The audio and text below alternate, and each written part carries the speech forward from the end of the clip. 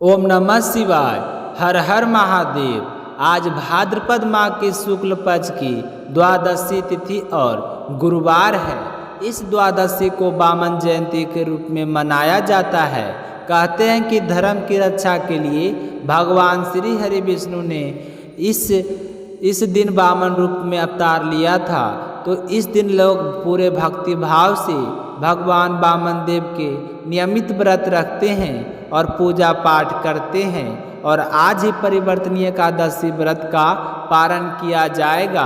तो एकादशी व्रत के पारण से पहले भगवान श्री हरि विष्णु, लक्ष्मी माता और तुलसी माता की विधिवत पूजा करें और फिर भगवान श्री हरि विष्णु की कथाओं को सुनकर अपने व्रत का पालन करें। ऐसा करने से भगवान का आशीर्वाद हमेशा सब पर बना रहता है। तो चलिए शुभारंभ करते हैं आज की कथा। हमेशा की तरह सबसे पहले एक छोटी सी कहानी गणेश जी भगवान की। तो प्रेम भाव से कहिए गणेश जी महाराज की जय हो। एक समय की बात है, प्रभु गणेश अपने वाहन मूस पर सवार होकर एक सुंदर गांव से गुजर रहे थे। सुबह का समय था। खेतों में हरी भरी फसलें लहलहा रही थी और ठंडी हवा मन को बड़ा आनंद दे रही थी। गणेश जी को जब एक खेत से निकले तो देखा कि वहाँ जौ की फसलें खड़ी है। प्रभु ने प्रसन्न मन से एक जौ की बाली तोड़ ली।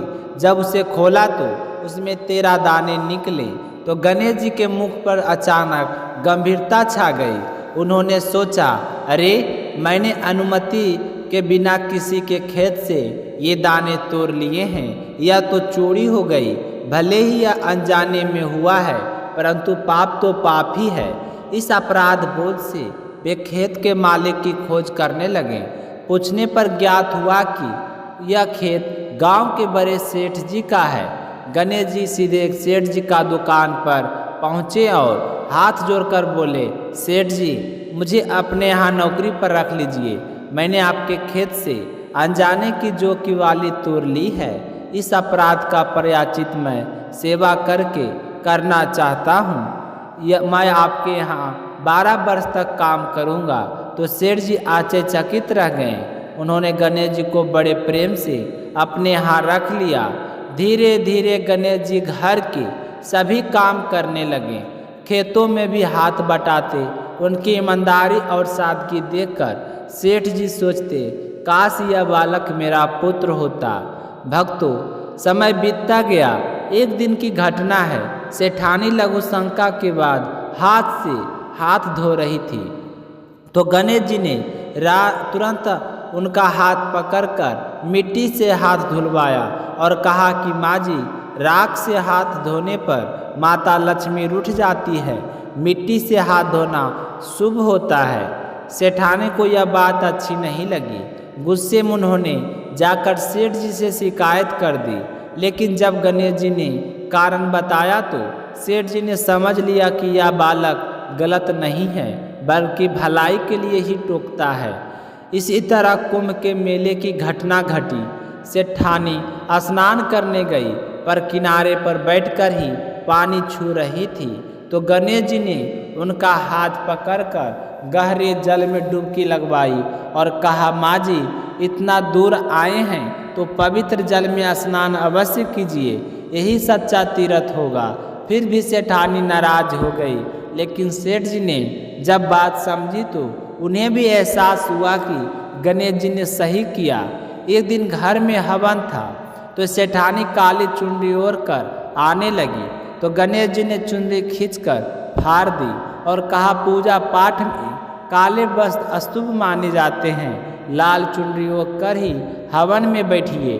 तो इसी प्रकार भक्तों, बार बार इन बातों से सेठानी को लगता रहा कि यह बालक उनका अपमान करता है, पर हर बार सच्चाई सामने आ जाती थी। 12 वर्ष पूरे होने पर एक दिन सेठानी जी ने घर पर गणेश पूजा रखी। पंडित जी तो सब सामग्री ले आए, पर मूर्ति लाना भूल गए। तभी गणेश जी मुस्कुराए और बोले कि सेठ जी चिंता मत कीजिए, आप मुझे ही मूर्ति रूप में विराजमान कर दीजिए। यह सुनकर सबको आश्चर्य हुआ। तभी गणेश जी ने अपना दिव्य स्वरूप धारण कर लिया उनका विशाल तेजस्वी विग्रह देखकर सेठ सेठानी दंग रह गए। वे हाथ जोड़कर खड़े हो गए कि पूजा समाप्त होते ही गणेश जी अंतर ध्यान हो गए और सेठ और सेठानी पछताने लगे। हाय, हम भगवान को पहचान ना सके, उनसे काम करवाते रहें, उल्टा डांटते रहें। तो रात में गणेश जी ने स्वप्न में आकर कहा कि सेठ जी दुख मत कीजिए, मैंने कोई काम आपके लिए नहीं किया। 12 वर्ष पहले जो 13 दाने मैंने आपके खेत से लिए थे उसी का कर्ज उतारने आया हूँ। अब यह दोष समाप्त हो गया। अब आपके घर अब किसी वस्तु की कमी नहीं रहेगी। सुबह हुई तो आश्चर्य हुआ, घर में अनाज से भर गया, धन धान का भंडार लग गया। और कुछ समय बाद गणेश जी की कृपा से सेठानी को पुत्र रत्न की प्राप्ति हुई।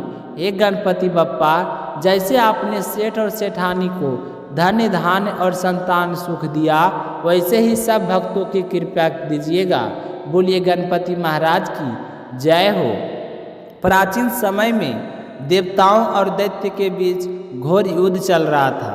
अनेक बार दैत्य परास्त हुए, अनेक बार देवता इसी संघर्ष में दैत्यराज महाबली को भी इंद्रदेव ने परास्त कर दिया।